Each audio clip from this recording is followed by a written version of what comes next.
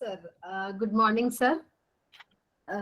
Actually, my interest and hobbies are one is okay, what you said regarding the music, and the other one is it's different. I think I'm very much interested in the collection of different uh, types of saris from all corners of the country. I have a good collection of all the saris, from handlooms, especially handlooms.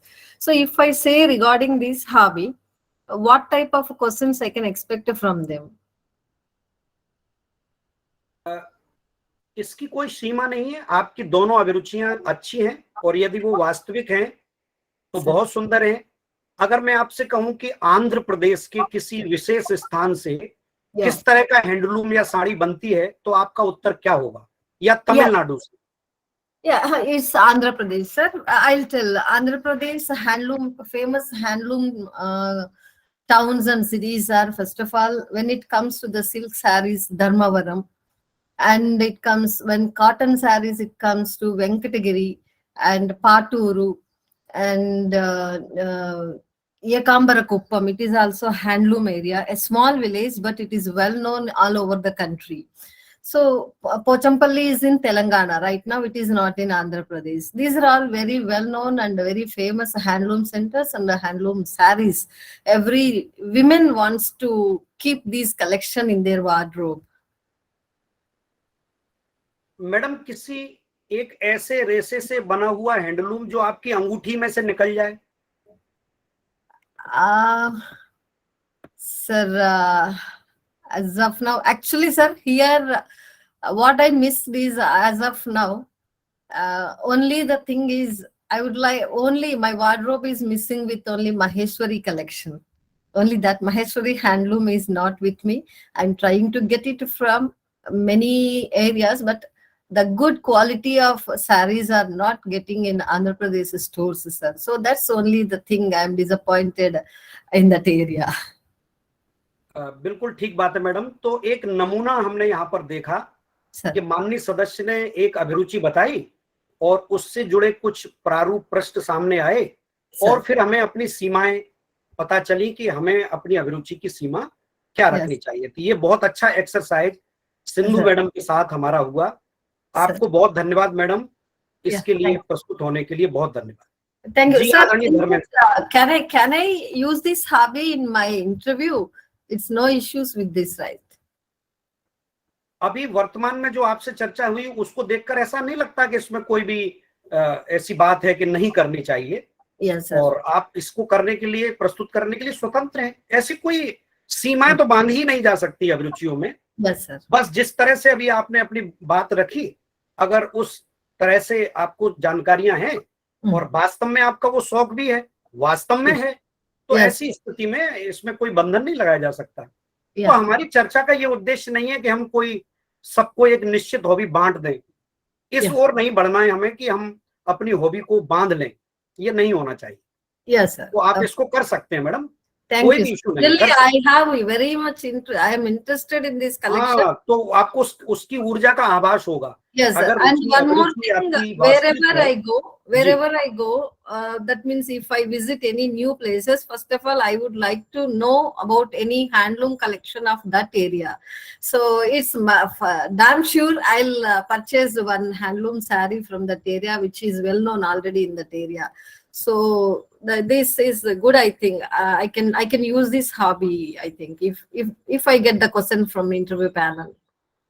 कोई समस्या नहीं है madam. डाक ticket का संग्रहण किया जाता है और सिक्कों का संग्रहण किया जाता है, तो हैंडलूम संग्रहण भी एक रुचि हो सकती है और बहुत अच्छे से आपको उसकी उसमें आपका दिलचस्पी है। आपका दिल जहां चस्पा हो जाए ऐसी रुचि है तो कोई बात ही नहीं है।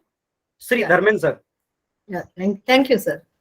जी, मैं आमंत्रित करता हूँ सुनील कुमार सर को। जी, पूछे अपना सवाल।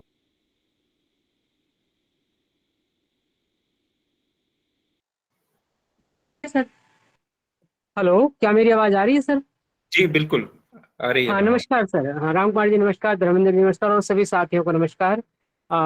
सर मैं एक चीज़ जानना चाहता हूँ कि जब हमारा ये फॉर्म भरा गया था तो उसके लिए मैंने कुछ अभिरुचियाँ उसमें लिखी थी।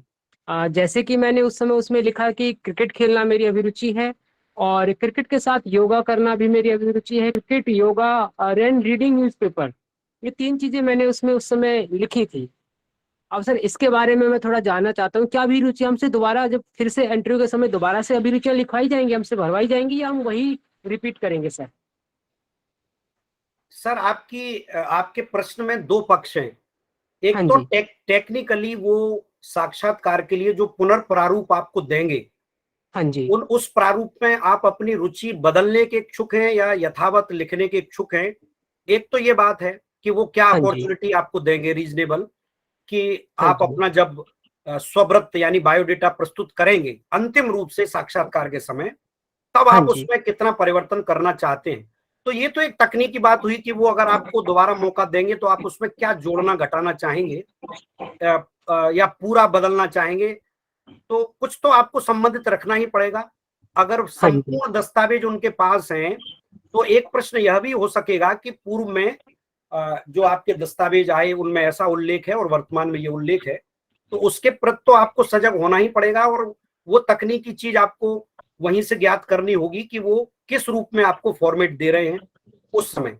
लेकिन जहां तक आपकी अभिरुचियों का सवाल है कि आपने क्रिकेट, योग और अखबार पढ़ना हाँ तीनों जी। जो दिए हैं, इस हाँ जी। बारे में आपको सतर्क होना पड़ेगा कि हाँ तीनों जी। इतनी विस्तृत अभिरुचियां हैं कि इस हाँ बारे जी। में आपको अच्छी जानकारी होना चाहिए। मसलन अगर आपने क्रिकेट भरा है तो हाँ जी। केवल गली क्रिकेट तक वो सीमित नहीं होना चाहिए, उसमें अच्छे हाँ जी। रिकॉर्ड्स और उसकी बारीकियां भी आपको पता होना चाहिए। मसलन जो स्टंप की ऊंचाई है वो कितनी होनी चाहिए, और दो स्टंप के बीच में जो गिल्ली रखी जाती है हाँ जी। उसकी उसकी ऊंचाई, उसकी चौड़ाई कितनी होती है, लंबाई, ये जानकारी से लेकर और विभिन्न जो रिकॉर्ड्स हैं उनकी जानकारी हो। योग के बारे में भी इस बारे में पूर्व में निवेदन कर चुका हूं। और न्यूज़पेपर रीडिंग को भी बहुत छोटी बात नहीं समझना चाहिए। हाँ कौन सा जी। न्यूज़पेपर है जो आप पढ़ते हैं, आप हाँ हिंदी जी। माध्यम का पढ़ते हैं या अंग्रेजी माध्यम का पढ़ते हैं, और अगर हिंदी माध्यम का सर। किसी खास तरह का अखबार आपने चुना है, हाँ जी। मसलन आप द हिंदू ही पढ़ते हैं या नवभारत टाइम्स पढ़ते हैं या दैनिक भास्कर पढ़ते हैं, तो हाँ उस जी। खास तरह के अखबार को पकड़ने का एक रीडरशिप व्यू होता है कि हाँ जी। आपने वही अखबार क्यों पकड़ा। हाँ क्योंकि जी। आज के समय में जो मीडिया है ना, वो हाँ जी। विचारधाराओं में बट गया है।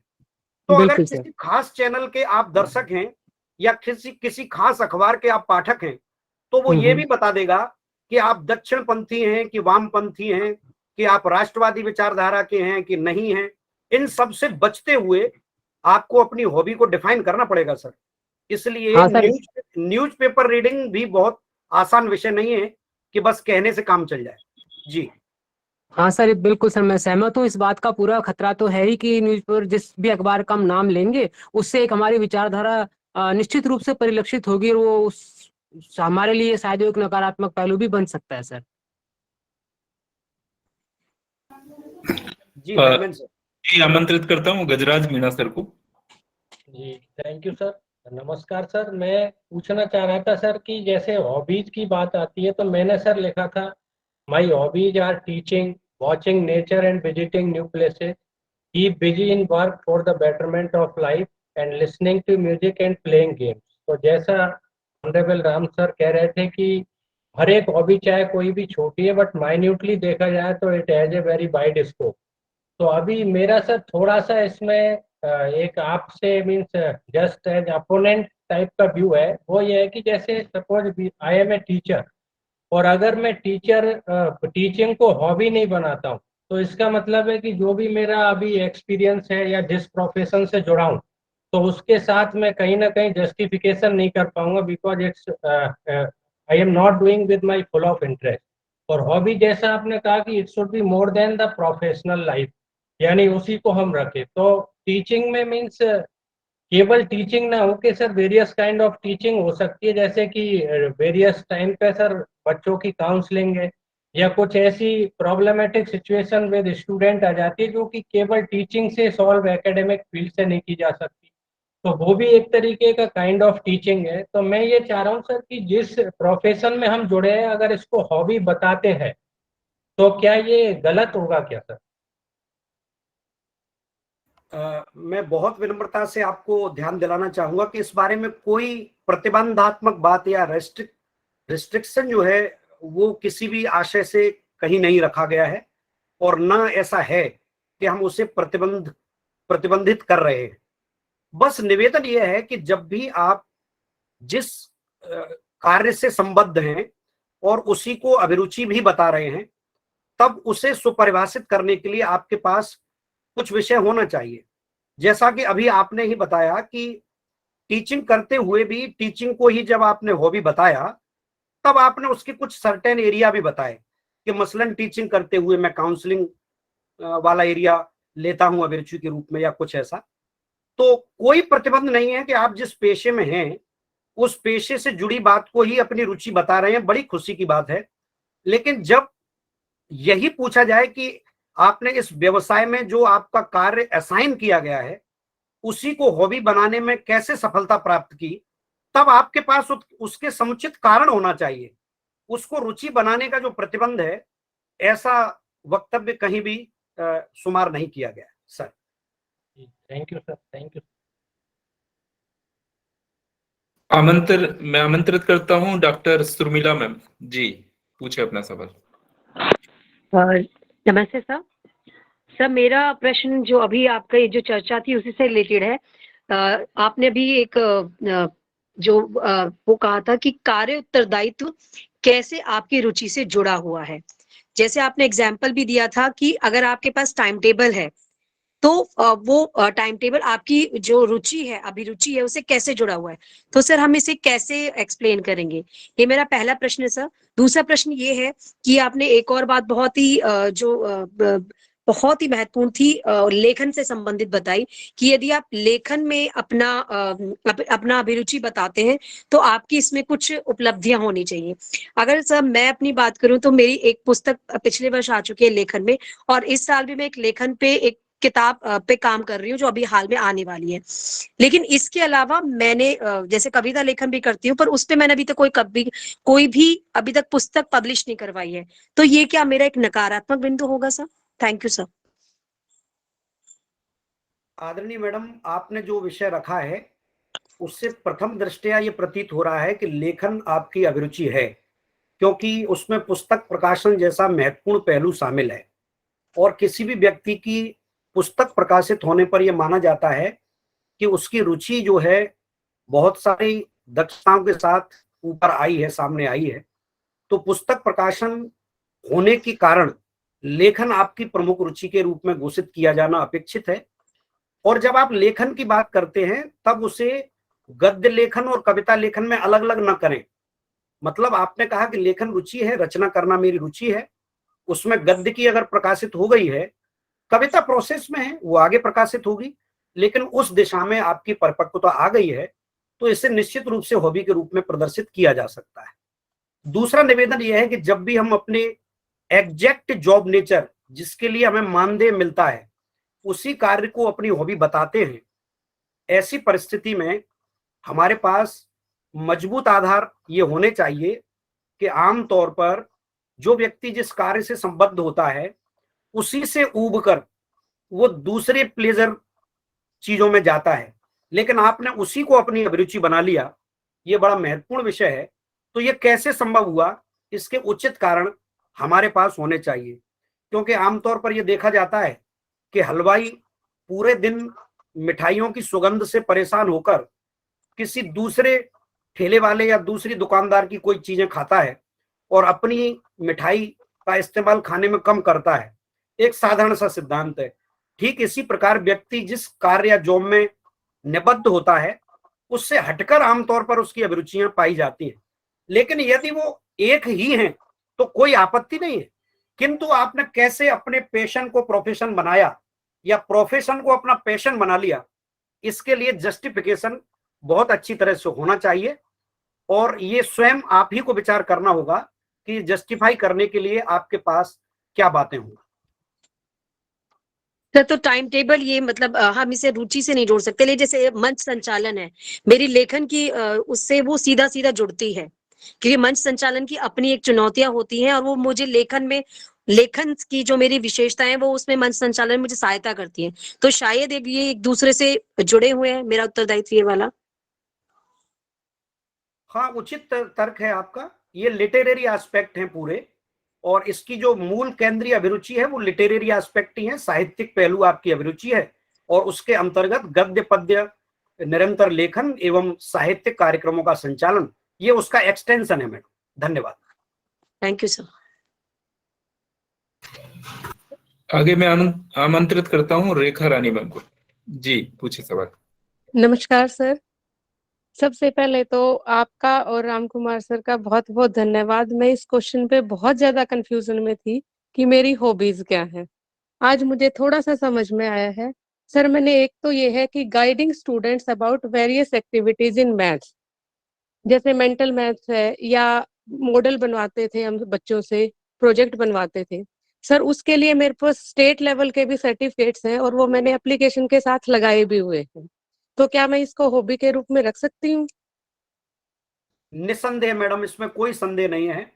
आपके सामान्य जॉब नेचर से थोड़ा ऊपर उठकर आपने अगर वैदिक गणित का या सर मेंटल मैथमेटिक्स हाँ का जी, अभ्यास कराया है और हाँ उस जी, पर राज्य स्तर की आपकी गतिविधियां भी रही हैं, हाँ तो जी सर। आपके टीचिंग जॉब से और शौकिया लेवल पर ऊपर उठकर आपको रिकॉग्निशन मिला है। ये बिंदु स्थापित हुआ था कि आप जिस व्यवसाय से हैं उसमें थोड़ा ऊपर उठकर अगर आपको कुछ रिकॉग्निशन मिला है तो उसे अभिरुचि के रूप में जोड़ा जा सकता है। तो आपने जो बिंदु बताए हैं कि जिन हाँ एक्टिविटीज को आप सामान्य शिक्षण प्रक्रिया से उठकर करती हैं और हाँ उसमें जी, पहचान भी मिली है, तो आप हाँ जी अभिरुचि के रूप में अगर उसे प्रदर्शित करें तो कोई आपत्ति नहीं।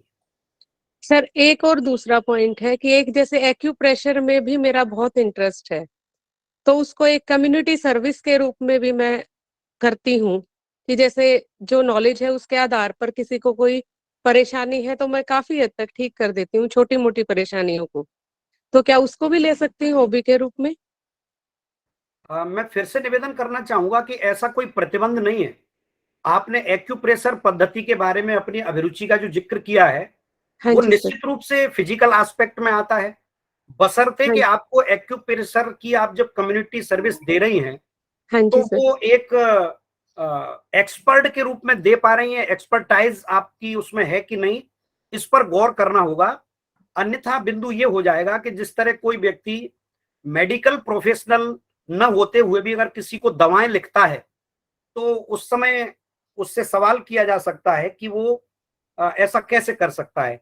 ठीक इसी प्रकार एक्यूप्रेशर के जगत में भी प्रोफेशनल लोग मौजूद हैं।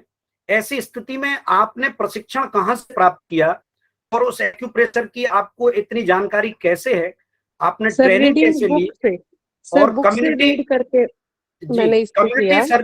कम्युनिटी सर्विस प्रोवाइड करने के लिए हमें कुछ बहुत ज्यादा विधिक रूप से सचेत होने की आवश्यकता होती है, क्योंकि ये चीजें ऐसी हैं जिनमें अगर कुछ भी थोड़ा सा अंतर आ जाए तो वो हमारे लिए विरोध का कारण बन सकती हैं। तो आप इसको अभिरुचि के रूप में दर्शाने में कोई प्रतिबंध नहीं है, बस इसकी हाँ कितनी जी डेप्थ आपको पता है उस पर निर्भर करेगा। सर, जैसे नॉलेज तो मुझे काफी है एक्यूप्रेशर के बारे में। मैंने बुक रीडिंग से इसको सीखा है और इसको अप्लाई किया है। काफी जो पॉइंट्स हैं उसमें मुझे इसमें काफी सफलता मिली है। जैसे स्कूल में भी किसी को परेशानी हो जाती है, मैं उसको तुरंत ठीक कर देती हूँ। सिर दर्द है, पेट दर्द है, कोई भी ऐसी प्रॉब्लम हो जाती है तो मैं मतलब टीचर्स के साथ ही ज्यादा इसको मैंने अप्लाई किया है आसपास फ्रेंड सर्कल में। तो उस हिसाब से मुझे जानकारी तो है इसमें काफी। तो कोई आपत्ति नहीं है मैडम, फिर भला क्या आपत्ति है। हाँ जी, नॉलेज तो है मुझे सारे पॉइंट्स का कि एक्यूप्रेशर करते कैसे हैं। बुक से ही सर है, कोई ट्रेनिंग नहीं मैंने की इसकी आज तक। हाँ, तो आपको इस बारे में अपने तर्क रखने पड़ेंगे कि एक्यूप्रेशर करने की जो बात है वो एक फिजिकल एस्पेक्ट है और हाँ केवल जी किताबें पढ़ के हम शरीर पर कोई प्रयोग कर रहे हैं, तो ये कैसे संभव हुआ। तो इस बारे में आपके पास कारण होने चाहिए, बस मेरी बात इतनी है। सर, मेन फोकस मैं अपना मैथ्स वाला रख दूं और सेकंड यदि कुछ बात चले तो ये वाला रख सकती हूँ। निसंदेह ऐसा आप कर सकते हैं, इसमें कोई बंधन नहीं है। Thank you sir. Sir, actually, sir, in the application itself, we have mentioned our hobbies, right? So, is it genuine? Can we change it at the time of interview? ये मैडम यूपीएससी की process से संबंधित तकनीकी प्रश्न हैं, इस बारे में मैं कुछ नहीं कह सकता कि वो आपको दोबारा से रिफिल करने के लिए किस रूप में अवसर देगा। ये तो आप यूपीएससी की वेबसाइट या उनके संस्थागत जो नियम है उसके आधार पर ये तकनीकी बात समझी जा सकती है। हमारा ध्यान इस समय बस रुचियों के डिक्लेरेशन से है। ओके सर, क्योंकि I got this doubt, miss Rekha Rani ji she asked that रख सकती हूँ, क्योंकि so is it possible to, is there any possibility of changing the hobbies और the same should be, because already we mentioned while filling the application, right? Ma'am मैंने कोई mention ही नहीं किया हुआ। Okay, good good, thank you madam, you are in safe zone. हाँ जी ma'am. Dharmendra sir please. Thank you, sorry for the interruption. हाँ, आगे आमंत्रित करता हूँ सरिता मैम को, सरिता कुमारी मैम जी। नमस्कार सर। हेलो जी नमस्कार मैम। जी नमस्कार सर। सर मैंने अपनी हॉबी बुक रीडिंग लिखी है और मैं बुक्स काफी रीड करती हूँ। अभी जैसे राम कुमार सर ने कहा कि उसमें जो है एक्चुअल सिचुएशन तो यही है कि जो हम बुक्स लेने जाते हैं, जो हमें लगता है हाँ ये थोड़े इसके पेज पलट के देखा, हाँ ये थोड़ी सी जो है हाँ लग रहा है इसमें इंटरेस्ट आ जाएगा, थोड़ी अच्छी है, हम वो बुक ले लेते हैं और मैं उसको रीड कर लेती हूँ। तो इसको बुक रीडिंग को कैसे प्रेजेंट करें? बस इसका जेन्युइन होना जरूरी है आदरणीय सरिता मैडम। हाँ जी मसलन सर। मसलन आखिरी किताब आपने कौन सी पढ़ी है? अच्छा, जैसे अभी मैंने व्हाइट टाइगर पढ़ी है अरविंद अधिका की। कितना समय हुआ ऐसे पुस्तक को पढ़े हुए?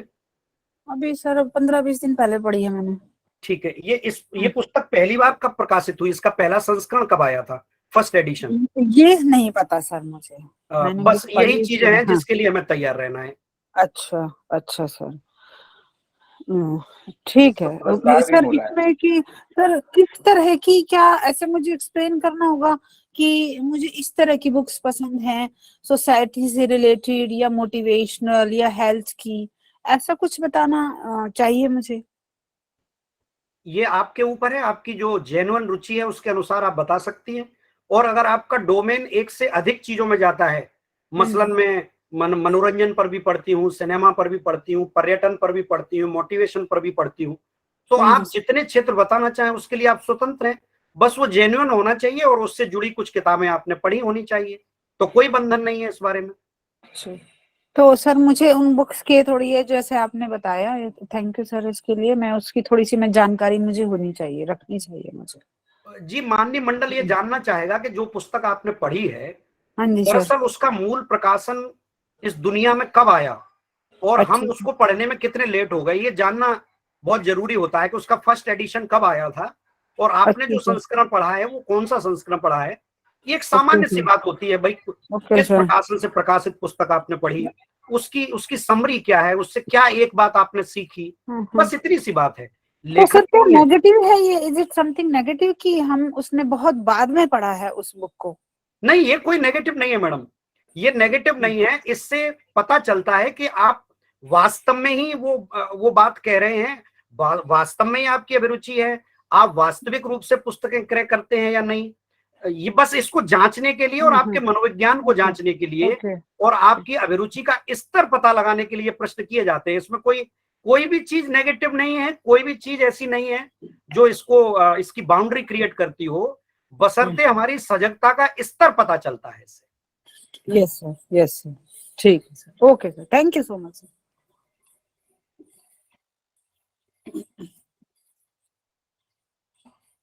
जी मैं अब आगे आमंत्रित करता हूँ राजेंद्र संकरा सर। जी संकरा सर पूछिए सवाल अपना।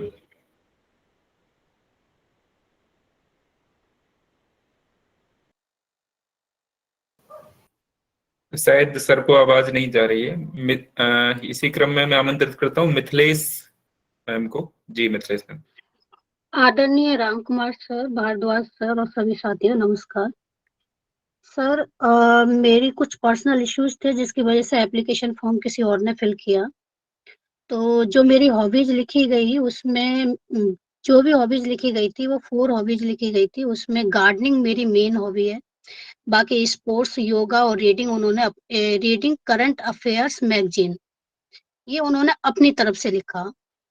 अब सर मेरे को सबसे बड़ी प्रॉब्लम इंटरव्यू के टाइम पर जो मुझे लग रहा है कि वो आएगी, इन हॉबीज को लेके आएगी। अगर इंटरव्यू कमेटी मेरे से गार्डनिंग से कहीं भी क्वेश्चन पूछ लेती है तो मेरा कंफर्ट जोन होगा, मैं वहां से रिप्लाई दे सकती हूँ। लेकिन अगर मेरे से रीडिंग करंट अफेयर मैगजीन से क्वेश्चंस पूछती है तो सर मैं कंफर्ट वहां पे फील नहीं करूंगी, क्योंकि मैं रैंडमली कभी कभार करंट अफेयर मैगजीन पढ़ लेती हूँ, लेकिन कंटिन्यूएशन में नहीं पढ़ती सर मैं। दूसरा, स्पोर्ट्स में कबड्डी की प्लेयर रही हूँ मैं, तो वहां भी मैं क्वेश्चन दे सकती हूँ। अगर मैं प्रैक्टिस करती हूँ स्पोर्ट्स से रिगार्डिंग तो वहां से भी मैं आंसर रिप्लाई कर सकती हूँ। योगा से भी मैं कर सकती हूँ। लेकिन सर कहीं ऐसा मान लीजिए कि ये दोबारा फॉर्म भरवाते, रिज्यूम फॉर्म इंटरव्यू से पहले, तो मैं वहां या चेंज कर देती हूँ इसको, रीडिंग करंट अफेयर मैगजीन्स। तो सर क्या क्वेश्चंस वो मेरे से पूछ सकते हैं और उनका रिप्लाई क्या होगा, प्लीज बताइए सर। मैडम, आपके प्रश्न में ही आपका समाधान भी छुपा हुआ है। अगर जी वो सर। अंतिम रूप से साक्षात्कार से पूर्व आपको एक अवसर देते हैं भरने जी के लिए, प्रपत्र भरने के, जो आमतौर पर दिया जाता है, तो जी ऐसी स्थिति में उसको देने का मतलब ही यह है कि आप फिर से चीजों को रिफिल कर सकती हैं, और ऐसी स्थिति में तो कोई समस्या ही नहीं रहेगी। बाकी आपने जो अपनी प्रमुख अभिरुचियां जो बता दी, जी उन प्रमुख अभिरुचियों पर आप चर्चा करने में सक्षम हैं ही, तो ऐसी कोई जी समस्या फिर नहीं रहेगी। और अगर रिफिल सर। करने का अवसर आता है, दोबारा से भरने का अवसर आता है, तो आप उस जी मौके का लाभ उठाएं और उसमें जो आंशिक परिवर्तन कर सकती हैं उसे जरूर करें। और बाकी जी आपकी गार्डनिंग और कबड्डी की जो रुचि है उस विषय में जी तो आप जानकारी दे ही पाएंगी, तो बड़ी अच्छी बात है, कोई समस्या नहीं जी होगी ऐसे स्थिति में। जी एक्चुअली सर मैं गार्डनिंग करती हूँ और सजेशंस और गाइडेंस भी देती हूँ औरों को। रूप गार्डनिंग में मेनली करती हूँ, टेरेस गार्डनिंग। सर वहां से मैं दे सकती हूँ। लेकिन अगर सर उन्होंने ये क्वेश्चन मेरे से पूछ दिया कि आपने ये जब दोबारा ये अपनी हॉबी भरी है तो ये चेंज क्यों की, ऐसी क्या कंडीशन आ गई, तो क्या रिप्लाई बनेगा सर, कि वो नेगेटिव भी ना जाए। देखिए मैडम, अभी जो आपने अनौपचारिक रूप से हम लोगों को बताया कि मेरा फॉर्म किसी और ने भरा था, ये जी बात आई, ये जी बात जी तो बस आप ये समझ लीजिए इसके बाद दोबारा कहनी नहीं है, कहनी कहीं नहीं है, भी नहीं बिल्कुल सर कहनी। बिल्कुल। इसको बिल्कुल इरेज कर दीजिए, क्योंकि जब जी जी आपकी ओर से कोई घोषणा की जाती है तो वो आपको आप ही मानी जाती है उसके लिए। तो जी जी ऐसी बिल्कुल सर। स्थिति में ये तो कोई कहीं भी औपचारिक उत्तर नहीं बनेगा कि मेरे जी प्रतिनिधि के द्वारा ये फॉर्म भरा गया। ये तो जी जी पूर्णतः बिल्कुल इसको समाप्त कर दीजिए। इसके बाद जब बिल्कुल। बात आती है, जैसा कि आमतौर पर अधिकतम प्रतिभागियों के साथ ऐसा होगा कि अंतिम रूप से जब साक्षात्कार के समय जब कोई प्रपत्र जी भरने का अवसर उन्हें दिया गया है, खुद ही अवसर दिया है कि अब इस समय आप अपना बायोडेटा और रुचि हमें दीजिए, तब ऐसी परिस्थिति में जब ज्यादातर लोगों के साथ ऐसा होगा कि वो अपनी कुछ चीजें बदलेंगे हॉबीज उसमें, तो उसमें ऐसी कोई समस्या नहीं है। इसमें एक सामान्य बात होती है कि भाई अनेक आयामों में मेरी अभिरुचियां रही हैं, और अंतिम रूप से माननीय इंटरव्यू बोर्ड के समक्ष उपस्थित होते समय जो प्रायोरिटी बेसिस में प्रमुख रुचियां जो प्रस्तुत करना चाह रही हूं, उनमें मैंने ये आंशिक परिवर्तन इस दृष्टि से किया है ताकि मैं प्राथमिकता के आधार पर वो बात रख सकूं। तो इसमें ऐसी कोई आपत्तिजनक बात नहीं है madam. Thank you so much sir, thank you. आपने बड़े अच्छे से इसका रिप्लाई दिया। मैं बड़ी कंफ्यूज थी कि अगर इस तरह की कोई कंडीशन होती है तो क्या रिप्लाई दूंगी मैं इसका। Thank you sir, thank you so much. अब मैं आमंत्रित करता हूं राजेंद्र संकरा सर को। जी। Thank you, sir. Good afternoon, Dharmendra sir and Ram Kumar sir, and all my colleagues. Sir, may I audible, sir? Yes sir, बोलिए। Sir, at the time of filling this application, I've written my hobbies as reading books and yoga, volleyball, and gardening, and helping the poor and needy people, sir. But what happened means I didn't taken the print of those application at the time, sir. Is there any problem, sir? Hello. हाँ sir, इसमें ये आपने जो तकनीकी बात बताई है कि आप उसका प्रिंट आउट नहीं ले पाए हैं, यस तो सर। ऐसी परिस्थिति में यूपीएससी के साक्षात्कार में सम्मिलित होने से पूर्व जब आपको एक अपॉर्चुनिटी यदि प्रदान की जाती है, अंतिम रूप से साक्षात्कार में सम्मिलित होते समय जो आप अपना रिज्यूम प्रस्तुत करेंगे, जो बायोडेटा आप प्रस्तुत करेंगे, उस समय उन चीजों को आप दोबारा मेंशन कर सकते हैं। तो यदि ऐसी अपॉर्चुनिटी आपको दी जाती है तो आप उसका लाभ उठाइए, कोई समस्या नहीं। Okay, sir. Thank you, sir. Sir, I wrote volleyball. Actually, I played in before 12th class, sir. After that, I am not playing. So, can I mention same thing, sir? मतलब आप ये कहना चाहते हैं कि आपकी एक ऐसी हॉबी है जो बहुत पहले रही है और Yes, sir. उसमें कई सालों का अंतर हो गया है, बहुत सारे वर्षों का अंतर हो गया है, Yes, sir. तो आप उसको जस्टिफाई आपको ही करना पड़ेगा कि मेरी रुचि तो अभी भी है, मेरा उस खेल के प्रति अनुराग है, लेकिन किन कारणों से आप उसको जारी नहीं रख पा रहे हैं, आप उसको जस्टिफाई करेंगे। Yes, sir. Yes, thank you, sir. आगे मैं आमंत्रित करता हूं रोहित मैम को। जी, पूछे सवाल अपने। नमस्कार सर, और सभी उपस्थित जनों को मेरा नमस्कार। अच्छा, मैंने हॉबी में लिखा है सर कुकिंग और रीडिंग स्टोरी बुक्स। तो कुकिंग से रिलेटेड किस तरह के सवाल हो सकते हैं?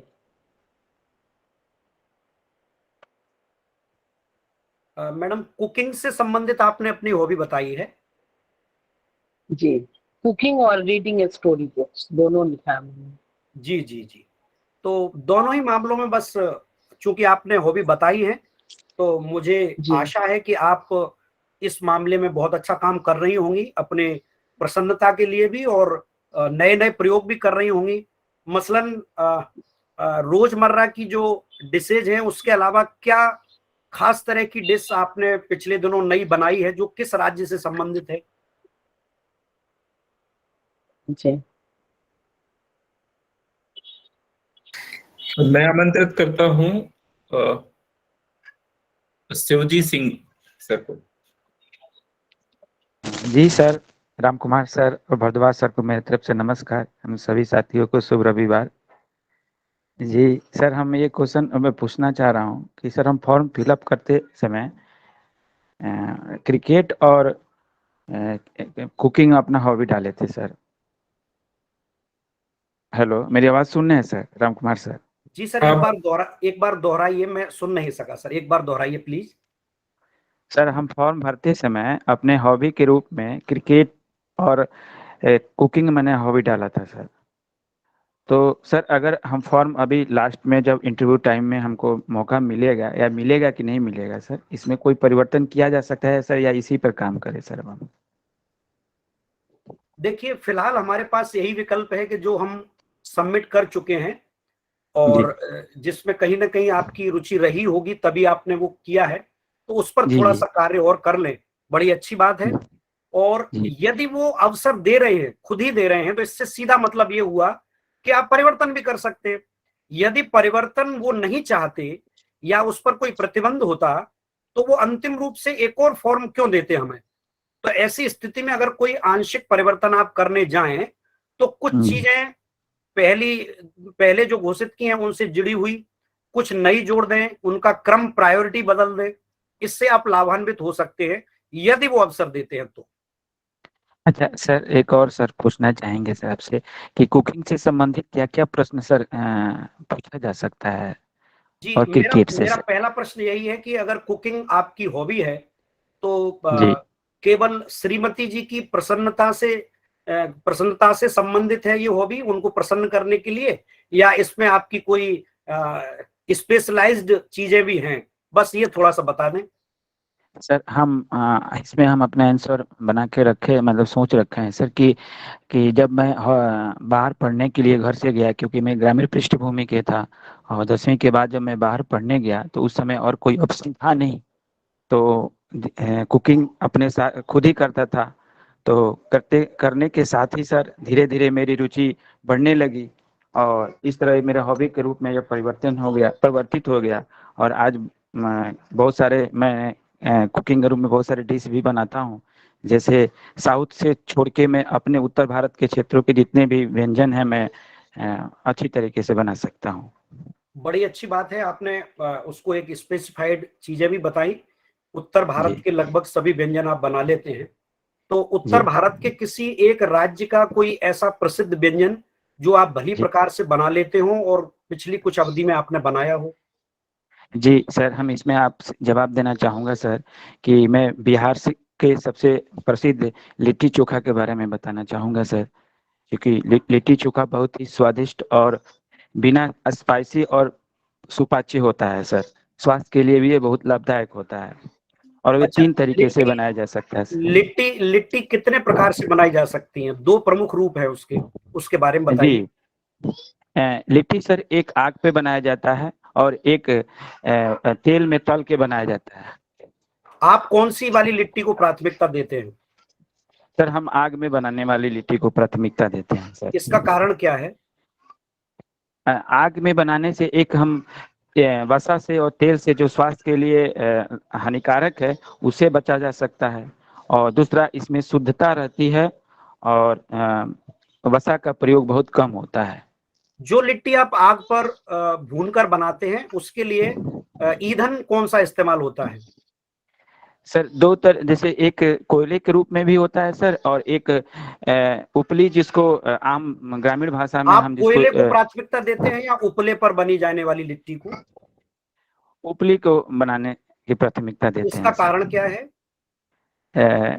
कारण यह है सर कि ये कोयले से बहुत जल्दी जलने की संभावना रहती है कि वो जल सकता है, और उपली में सर होता क्या है कि उसमें अपने हाथ से पलटने और स्वाभाविक रूप से उसमें अदल बदल करने की संभावना बहुत ज्यादा रहती है सर। बहुत सुंदर सर। और सर क्रिकेट के बारे में सर क्या क्या प्रश्न सर और आ सकते हैं? क्रिकेट के संबंध में मैं निवेदन कर चुका हूं, इसकी कोई सीमा नहीं है और आपको स्वयं विचार करना पड़ेगा कि ब्रायन लारा का टेस्ट क्रिकेट में क्या रिकॉर्ड है, या T20 का अभी जो कुछ हुआ है उसमें क्या है, वर्ल्ड रैंकिंग किस खिलाड़ी की क्या है। इसके अलावा आप स्वयं जो क्रिकेट खेलते हैं वो किस तरह का है? आप नेट प्रैक्टिस करते हैं या गली में खेलते हैं? सर हॉबी के रूप में अपने स्वास्थ्य के लिए सर क्रिकेट खेलना, चूंकि हम स्कूल से जुड़े हुए हैं तो जो मेरे स्कूल से सब बच्चे खेलते हैं तो उनके साथ भी सर हम लोग खेलते हैं। और एज ए जी जो है यहाँ पर निवेदन है आपसे कि आप अपने जो है आप जो भी जिज्ञासा रखना चाहते हैं वो पूछ लीजिए और उसको उत्तर सर दे रहे हैं। अभी यहाँ पे पूरा इंटरव्यू नहीं करेंगे, है ना सर? अच्छा सर, तो सर हाँ मैंने रिकॉर्ड जितने भी प्रसिद्ध खिलाड़ी के हैं सर उसका हम मतलब एक समरी बना लें सर उनका। जी सर, और आप स्वयं क्या खेलते हैं उस बारे में भी स्पष्ट होना चाहिए। जी क्रिकेट की सर हम हॉबी डाले हुए थे, क्रिकेट भी हम खेलते हैं। तो पूरा पढ़ लीजिए सर क्रिकेट के बारे में सब कुछ, है ना सर? अच्छा आमंत्रित करता हूँ योगेश सर को, Yogesh Raghav sir. Thank you sir. वो सब हेलो जी बिल्कुल सुन रहे हैं सर, पूछिए अपने सर। हाँ good afternoon sir. Hello sir, मैंने जो जैसे स्टार्टिंग में फॉर्म भरा था ना अपना इसका यूपीएससी प्रिंसिपल का, तो उस समय ना हॉबी वाला जो मेरा है ये ब्लैंक रहा। तो एक तो मैं ये पूछना चाहता हूँ जैसे वो मेरे से कहीं पूछा गया आपने ये ब्लैंक क्यों छोड़ा, और या उस समय जैसे अब आगे ये डीएफ के फॉर्म भरवाएंगे तो उसमें मुझे क्या हॉबी डालनी चाहिए। तो मेरे ये 2 क्वेश्चन हैं, इनके बारे में थोड़ा सा मेरे को एक बार वो करें सर। इसमें जो पहला प्रश्न आपका है कि आपने खाली छोड़ दिया है, तो इसका सीधा सा ये है कि यदि वो दूसरा अवसर देते हैं आपको अंतिम रूप से तब हमें भरना है, और उसमें क्या भरना है ये आपकी रुचियों पर निर्भर करेगा। मैं अपनी रुचि अगर आपको भरवा दूंगा तो वही स्थिति उत्पन्न हो जाएगी कि हमारे प्रतिनिधि ने ये रुचियां बताई हैं। तो जो आपकी अभिरुचि हो उन्हें भरिए सर जरूर।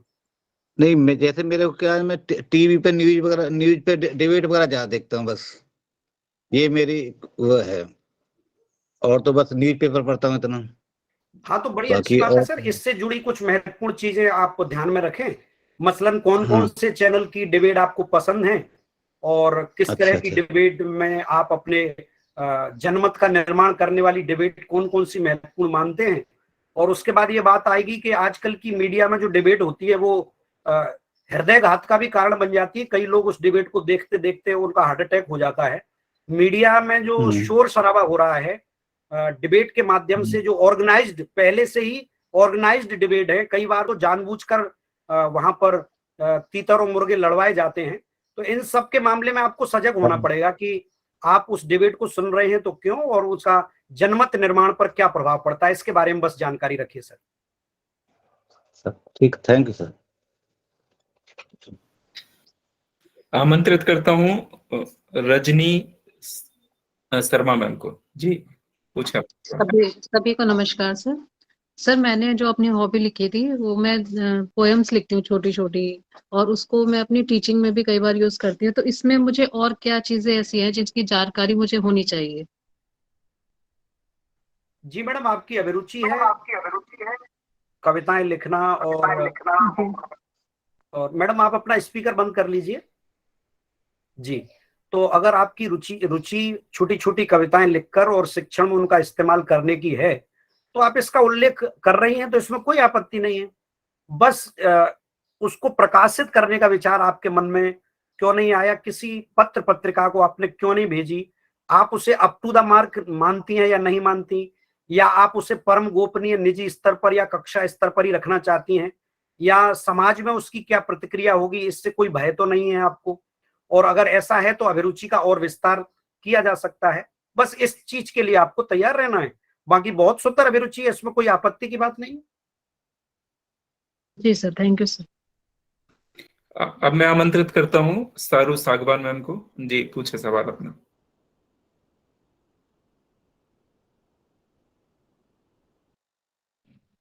Thank you sir. सभी को मेरा नमस्कार। सर मेरा प्रश्न ये है कि मैंने अपनी हॉबीज मतलब बहुत ज्यादा लिखी है और हैं भी। तो उसमें सबसे पहले मैंने लिखा है पॉइंट लॉन्ग ब्रिस्क वॉकिंग।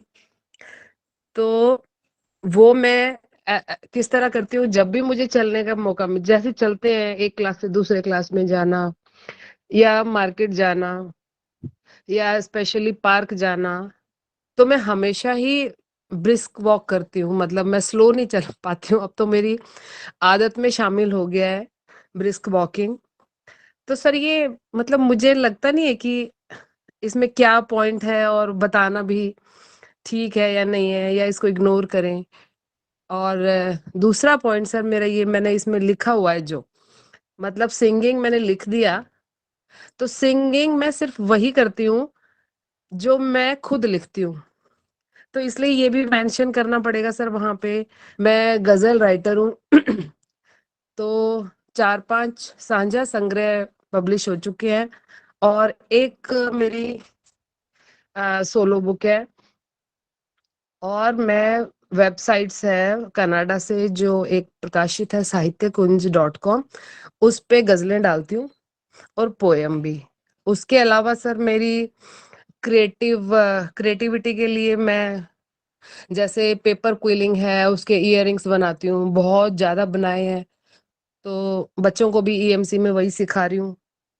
तो ऐसे सर बहुत सारी है सर, मुझे समझ नहीं आ रहा इसमें से दो कौन सी पकड़ूं और कौन सी छोड़ूं। और सर योगा भी करती हूँ मैं, तो सर प्लीज मेरा मार्गदर्शन करें। मैंने बहुत ज्यादा लिख दिया है, मैं इन सबको अवॉइड करके सिर्फ कोई भी दो प्रायोरिटी पे लाना चाहती हूँ। Thank you sir. मैडम आपकी जो रुचियां हैं जिस तरह से आपने बताई हैं वो अपने आप में स्पेसिफाइड है, यूनिक है। उसमें से जो चीजें जैसे प्रकाशन पुस्तकों का हुआ है, और प्रथम स्थान पर जो मजबूती से आपने बात कही है कि मैं स्वयं लिखकर और स्वयं फिर उसे कंपोज करके गुनगुनाती हूँ या गाती हूँ, ऐसी परिस्थिति में कई बार प्रशासनिक इंटरव्यूज में ऐसा हुआ है कि उसी समय तत्क्षण आपकी कोई रचना बिना देखे आपको सुनाने के लिए कहा जा सकता है कि 2 पंक्तियां हमें भी बताइए। अगर आप लेखिका और कंपोजर और सिंगर तीनों हैं, तो ये आपको वहां 1 आध मिनट में डेमोस्ट्रेट भी करना होगा कि भाई ये मेरी 4 पंक्तियां हैं और इस धुन में मैंने इसको कंपोज किया है और मैं उसको सुना रही हूँ। बाकी जो आपने तेज कदमों से चलने की अगर बात की है, तो मनोवैज्ञानिक उपचार में एक बेबी स्टेप्स के बारे में आपने सुना है मैडम? बेबी स्टेप्स क्या होते हैं? नहीं सर। जो आपके स्टेप्स हैं तेज वाले, वो आप सामान्य से अलग क्यों मान रही हैं? क्योंकि सर स्पीड ज्यादा है। तो मैंने इसी का विलोम पूछा है कि फिर बेबी स्टेप्स क्या हैं। तो कुल मिलाकर चहलकदमी जो होती है, जो वॉक होता है, उसके बारे में कुछ गहरी जानकारियां और कर लीजिए अगर आप उसे रुचि में शामिल करना चाहते हैं, और कुछ और ऐसी चीजें जो दुनिया में चहलकदमी से जुड़ी हैं उस बारे में थोड़ा पता कीजिए, और दुनिया में पैदल चलने वाले लोगों के क्या रिकॉर्ड्स हैं और उन लोगों ने क्या कीर्तिमान स्थापित किए हैं उनके बारे में भी थोड़ी जानकारी कर लीजिए। Thank you. जी सर, थैंक यू। हम आगे आमंत्रित करता हूं पवन कुमार सर को। जी सर, पवन जी पूछे अपना सवाल। नमस्कार सर। सर जब ये फॉर्म भरा गया था तब मैंने साथियों से बात की कि क्या भरना चाहिए, तो होड़ सी मची कि भाई जितनी ज्यादा से ज्यादा चीजें इसमें डाली जा सके उतनी डाल दो। जैसे हमें लग रहा था कि इसी के बेसिस पे जो है हमारा सिलेक्शन होने वाला है, परंतु अब सुन करके ऐसा लग रहा है कि हमने तो बहुत बड़ी गलती की, अपने पैरों को कुल्हाड़ी मारी है। जैसे कि मैंने भरा reading books, journals, latest research finding in different disciplines of my subject, preparing e-content in my subject for students, playing sports like cricket, badminton, chess, carom, etc. अब मुझे इससे बाहर निकलने का कोई उपाय सूझ नहीं रहा है, तो मैं चाहता हूं कि जो है राम कुमार जी और आप या हमारे जितने भी साथी हैं मुझे कुछ उपाय सुझाएं, जिससे कि जो है मैं ये जो समस्या मेरे सामने अब खड़ी हो गई है इसका कुछ निराकरण हो पाए। धन्यवाद सर। आपने बहुत ही जेन्युइन तरीके से अपनी समस्या आदरणीय सर रखी है, और मैं समझता हूं ये हमारे सदन में आमतौर पर सभी की जिज्ञासा है कि यदि पूर्व में हम भर चुके हैं तो उसमें कैसे संशोधन करें। तो ये तकनीकी रूप से ही ये बात सामने आएगी। यदि अवसर मिलता है तो उसमें आंशिक परिवर्तन कर दें, और यदि वो अवसर कम मिल पाता है, यानी इतनी सारी चीजों में से बहुत सारी चीजें आप हटा नहीं पाते, तो चर्चा के दौरान अपनी प्राथमिकताएं तय कर सकते हैं। आप वहां निवेदन कर सकते हैं कि इन चीजों में मेरी सामान्यतः रुचि है और इन चीजों में मेरी अधिक अभिरुचि है, और मैं इस पर चर्चा करना पसंद करूंगा, और ऐसा मेरा आग्रह है। तो ऐसा विषय रख करके आप बड़े प्रामाणिक तरीके से, बड़े जेन्युइन तरीके से ये कह सकते हैं कि सामान्य रुचियां मेरी इन क्षेत्रों से जुड़ी हैं। बाकी आपने जैसे जर्नल्स की जो बात की, जो अधिमान्य रूप से नेशनल और इंटरनेशनल लेवल पर प्रकाशित होते हैं, तो ये जो आपका रिसर्च एप्टीट्यूड है, इसके बारे में सवाल जरूर हो सकता है। और आपने बहुत सारे जो खेल लिखे हैं उनमें से प्रायोरिटी वाइज आपको निवेदन करना पड़ेगा कि प्रमुख रूप से मैं इसमें ज्यादा अभिरुचि रखता हूं, बाकी सामान्य रूप से अगर इसके अलावा भी समय बचता है तो इन्हें देखना मैं पसंद करता हूं, या कहीं मैच होते हैं तो उनकी जानकारी लेने का, या मेरे साथी खेलते हैं तो उनके साथ सम्मिलित होने का, बस इतना ही अवसर मैं रखता हूं। ऐसे कहकर आप अपनी जो महसूस हो रही है मुसीबत उसको कम कर सकते हैं। बाकी ऐसी कोई बड़ी समस्या नहीं है कि इस पर हमें बहुत ज्यादा समस्या मूलक होना चाहिए। अंततः चर्चा ही होनी है, और जब अंततः चर्चा ही होनी है तो उसका हल भी चर्चा में ही निकलेगा। यानी वहां निवेदन किया जा सकता है कि बिल्कुल रूप मैंने ये भरी थी रुचियां, और इसमें प्राथमिक रुचियां मेरी ये है।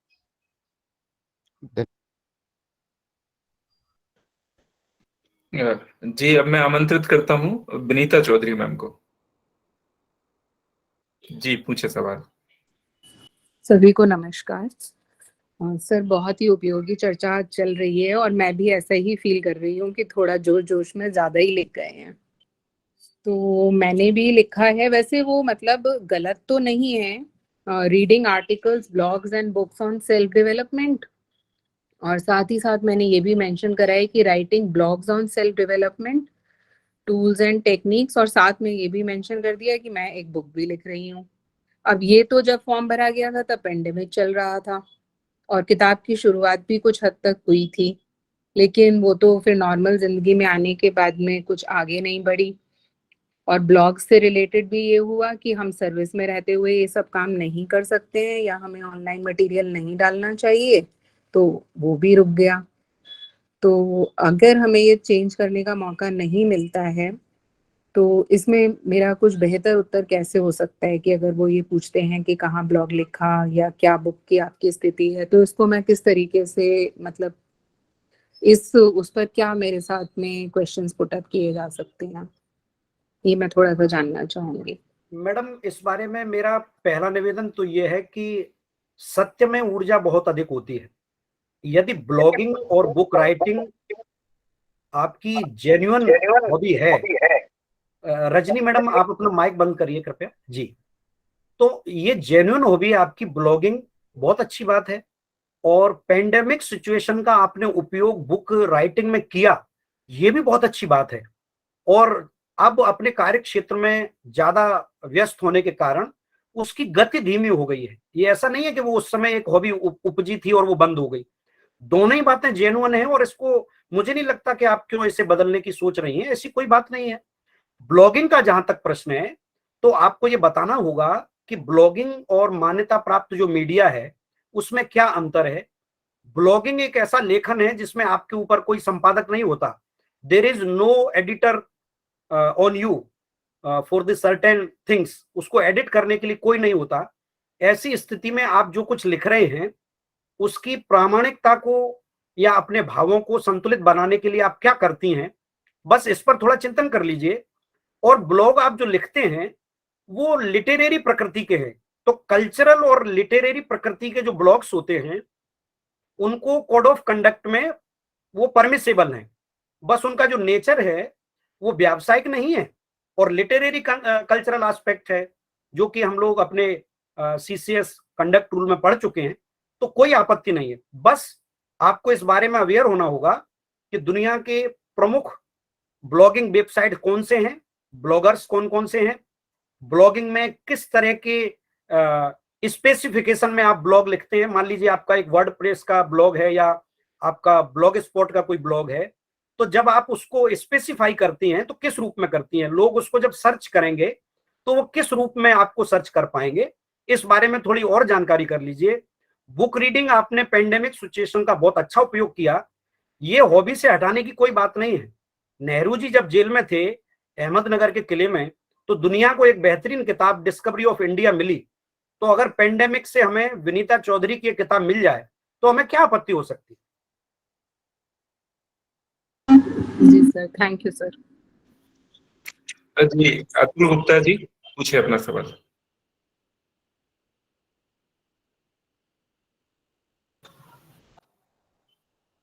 अतुल सर शायद मेरी आवाज नहीं सुन पा रहे हैं। सुरेंद्र छपोला जी पूछे सवाल।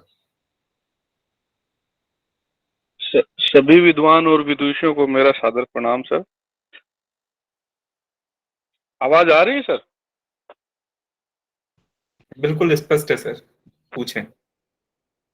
जी सर,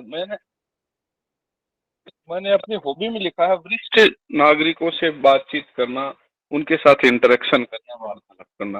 तो सर इसमें आप मुझे सुझाव दीजिए सर।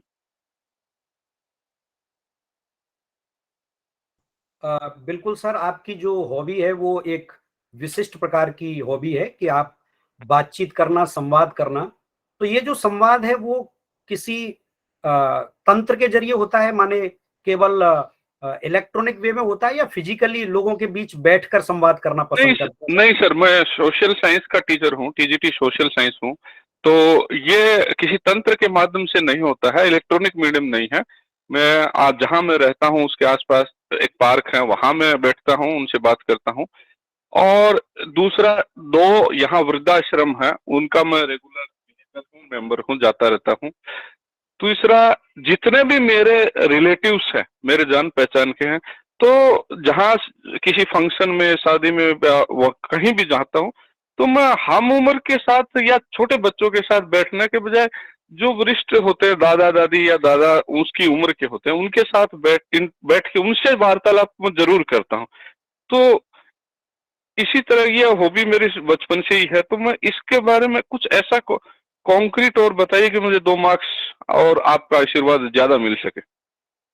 आदरणीय सर, आपकी जो हॉबी है वो बहुत ही विशिष्ट है और बहुत अच्छी हॉबी है और जेन्युइन है, तो आप इसे आपको नकारना नहीं चाहिए। और सबसे अच्छी बात है कि आप फिजिकली मिलना पसंद करते हैं और आयु समूह में भी जो वृद्ध लोग हैं उनके साथ समय बिताना पसंद करते हैं। तो एक तो ये हॉबी आपको, आप as a social science teacher होने के नाते भी आपको बेनिफिट देती है। दूसरी बात, इसकी आवश्यकता जो है वो पेंडेमिक में बहुत ही ज्यादा उभर के सामने आई है कि जब से ही कोरोना कालखंड हमने बिताया है, तो बुजुर्गों के साथ विशेषकर बैठने की आवश्यकता पूरे देश ने महसूस की है, समाज ने महसूस की है। तो आप उसकी एक महत्वपूर्ण कड़ी और धरोहर हैं, और अगर आपकी इस तरह की रुचि है तो उसका बहुत स्वागत किया जाना चाहिए। जी सर, कुछ कुछ सुझाव, कुछ ऐसा कुछ बताइए जिससे आपका जो आशीर्वाद है मेरा अंतिम छोर तक साथ रहे। मुझे, और नहीं तो अगली मीटिंग में मैं पूछता रहूंगा सर, मुझे बस यही आप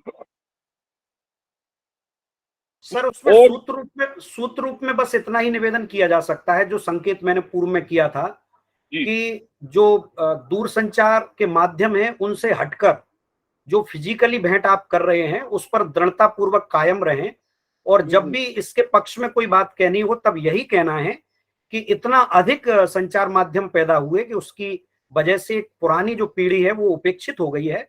उसको मैंने आइडेंटिफाई किया इस चीज को, और मैं उस दिशा में काम कर रहा हूँ। That's all sir. जी sir, thank you sir, thank you so much. जी गुप्ता जी पूछे। जी सर नमस्कार।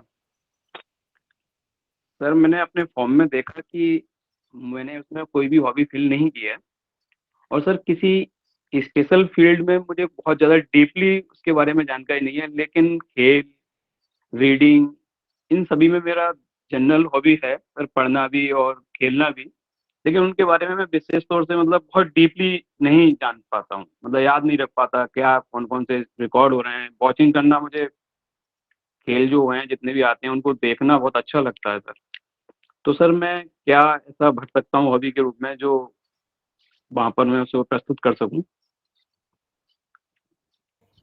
सर जैसा कि आपने स्वयं बताया कि मेरी सामान्य रुचियां हैं इसमें, मतलब कोई हॉबी नहीं है, केवल सामान्य रुचि है इन चीजों को खेलना या आमतौर पर देख लेना। तो आपको स्वयं जस्टिफाई करना पड़ेगा कि किस हद तक तो आप देखते हैं और किस हद तक आप खेलते हैं, वो आपको जस्टिफाई करनी है। चिंता की इसमें कोई बात नहीं है, आप उस खेल के विशेषज्ञ नहीं है, क्योंकि अभिरुचि का जो स्तर या पैमाना है वो इतना व्यापक समुद्र है कि वो पूछते पूछते चर्चा करते ही यह स्थापित होता है कि अमुक व्यक्ति ने अपने व्यस्ततम क्रियाकलापों से समय निकालकर किस हद तक अपनी रुचि को स्पर्श किया है। तो विशेषज्ञता की अपेक्षा नहीं है सर, विशेषज्ञता की अपेक्षा नहीं है, बल्कि उसकी गहराई कहां तक हो सकती है उस संभावना पर विचार करना है। तो आपको ये जस्टिफाई करना है कि यदि आप देखते हैं तो क्या देखते हैं, कब देखते हैं, किस चैनल पर देखते हैं, क्या देखा आपने, क्या नोटिस किया उसमें से, और जब आप खेलते हैं तो किस तरह से खेलते हैं। मतलब गली स्पोर्ट्स खेल रहे हैं या कहीं प्रोफेशनल जगह पर खेल रहे हैं या दोस्तों के साथ, किस रूप में खेल रहे हैं और उसमें आपको कितना आनंद आ रहा है, या उसे किस रूप में यूटिलाइज कर रहे हैं। उस यूटिलिटी और प्लेजर दोनों को मिलाकर आप प्रस्तुत कर सकते हैं, इसमें कोई बाधा नहीं है सर। जी थैंक यू सर।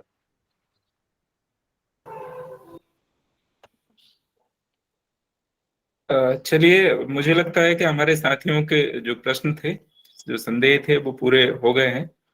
अंत में मैं कुछ साथियों से निवेदन करना चाहूंगा कि अगर आप लोगों को ये सेशन बहुत अच्छा लगा है और अगर आप रोक नहीं पा रहे हैं आप डॉक्टर राम कुमार सिंह जी को धन्यवाद देने के लिए, तो अपना हैंड रेज करके या तो अंत में इस सेशन का फीडबैक अगर आप देना, मैं आमंत्रित करता हूं फीडबैक के लिए सबसे पहले महबूब सर को। जी स्वागत है sir. Sir Ram Kumar sir को मैं बहुत धन्यवाद देना चाहता हूं। सर ने हर चीज की कहाँ तक मतलब उसको विशेषज्ञता की हद तक टच करना है और कहाँ जो है उसको सुपरफिशियल रखना है, और सर ने अपनी विद्वता से बहुत ही अलग अलग आयामों को स्पर्श किया और अलग अलग अभिरुचियों के बारे में किस तरीके से हमको प्रस्तुत करना है, और मतलब हम लोगों की जितनी शंकाएं थी उनको अच्छे तरीके से समाधान किया। तो सर आपको बहुत बहुत धन्यवाद।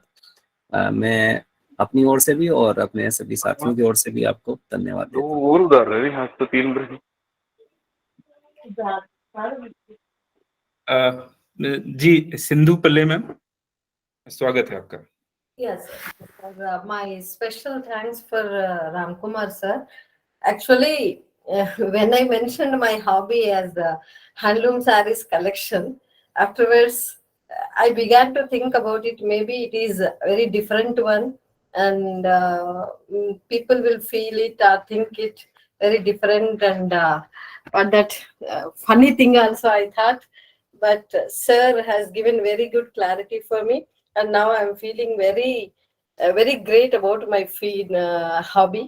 So इसके present करने के लिए I feel very happy before the interview board, and many of our doubts are also very clarified by listening others' hobbies also, because if we get such type of questions, so it's very easy for us to handle the interview situations at that time. Thank you so much, sir, and thank you so much for Dharmender ji also for arranging this session. जी thank you ma'am. आमंत्रित करता हूँ doctor सुरमिला ma'am जी। धन्यवाद sir.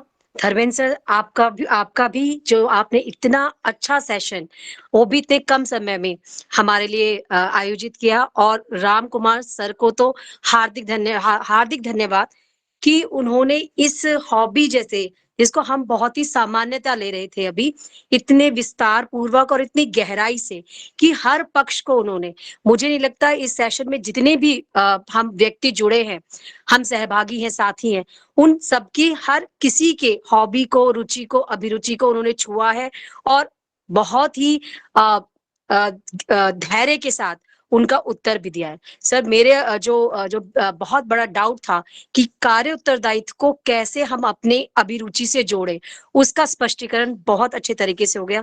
Thank you sir, thank you so much. जी धन्यवाद ma'am. जी Pavan Kumar sir. Sir, Ram Kumar sir का बहुत बहुत धन्यवाद। आज मुझे जो है रुचि, अभिरुचि और शौक, तीनों में क्या थोड़ा थोड़ा डिफरेंस होता है वो मुझे क्लियर हुआ। अभी तक तो मुझे ऐसा ही लगता था कि रुचि, अभिरुचि, शौक, हॉबी एंड इंटरेस्ट जो है सेम ही है, इनमें कोई खास डिफरेंस नहीं होता। लेकिन आज सर ने जिस तरीके से बताया कि भाई रुचियां जो है आपकी हो सकती हैं शुरुआती रुझान होते हैं, और वो शुरुआती रुझान जब किसी आगे आगे डेवलप हो जाते हैं तो वो अभिरुचि के रूप में परिवर्तित हो जाते हैं। सर, मुझे तो इन चीजों की बारीकियों का ज्ञान जो है आपसे ही प्राप्त हुआ है, और साथ ही साथ जिस तरीके से आपने विभिन्न जो 10 पॉइंट आज बताए, उन सभी पॉइंटों में जो है क्लियरली आपने सब कुछ स्पष्ट कर दिया कि अगर हम पुस्तक रीडिंग की बात कर रहे हैं, या जर्नल की बात कर रहे हैं, या गेम्स की बात कर रहे हैं, या गार्डनिंग की बात कर रहे हैं, तो हमें किस हद तक उस चीज के बारे में अवेयर होना चाहिए। तो सर का बहुत बहुत धन्यवाद। मुझे काफी सारी क्लियरिटी मिली है कि किन किन पॉइंट्स पर जो है मुझे और काम करना होगा। आपका सर बहुत बहुत धन्यवाद अरेंज करने के लिए, राजकुमार के साथ हमारा सेशन, राजकुमार सर के साथ हमारा सेशन। बहुत बहुत धन्यवाद सर। राम कुमार सर का भी बहुत बहुत धन्यवाद सर। जी धन्यवाद सर। जी रेखा रानी मैम आमंत्रित है। नमस्कार सर। सर, जैसे आज का सेशन बहुत फ्रूटफुल रहा, हमारी सभी की बहुत सारी शंकाओं का निवारण हो गया जो हमें काफी परेशान कर रहे थे क्वेश्चन। और सर, मैं चाहूंगी कि एक पॉजिटिव क्वालिटीज जो हमें अपनी बतानी है, स्ट्रेंथ जो हमें अपनी बतानी है, एक सेशन उस पर भी हो जाए तो और भी अच्छा रहेगा मेरे हिसाब से। मैडम, ये पहले से ही तय कर लिया गया है। ये तो आपने पता नहीं कहाँ से पता कर लिया, कौन से सीक्रेट सोर्स से कि ये वाले नहीं से। सर, वो दिल से ही मुझे महसूस हुआ कि ऐसा होना चाहिए। जी बिल्कुल, आगे के दिनों में ये वाला सेशन आएगा। जी थैंक यू सर, बहुत बहुत धन्यवाद आप दोनों का। करिए, क्योंकि रेगुलर हमारी क्लासेस होती हैं शाम को। अभी हम शाम की क्लास फोकस करेंगे। अगले रविवार या फिर जिस दिन ऐसा होगा तो उस पे इस विषय पे भी सेशन होगा। जी धन्यवाद सर। जी आमंत्रित हैं शिवजी सिंह सर। जी सर, हम कहना चाहेंगे सर रामकुमार सर की कि आपने इतने अच्छे शब्दों में सभी को उत्तरों को सारगर्भित रूप से प्रस्तुत कर बताते हैं, उससे हम सभी लाभान्वित होते हैं। एक सबसे पहली बात कि इतना एक्सपीरियंस के साथ हम लोग को प्रश्नों को जो उत्तर आप देते हैं सर, एक तो सर हम लोग नौकरी करने के बाद घर आते हैं, थोड़ा नौकरी पेशा के बाद सर कार्य भटक जाता है कि इंटरव्यू भी है और अब मतलब आगे की भी तैयारी करनी है, लेकिन सर का जो प्रस्तुतिकरण और उनका क्वेश्चन के प्रति जो उनका उत्तर होता है सर, एक तरह से अंदर आत्मविश्वास भर देता है सर, और पूरा सर पूरे जोश के साथ सर हम लोग पूरा इस इंटरव्यू की तैयारी में लग जाते हैं।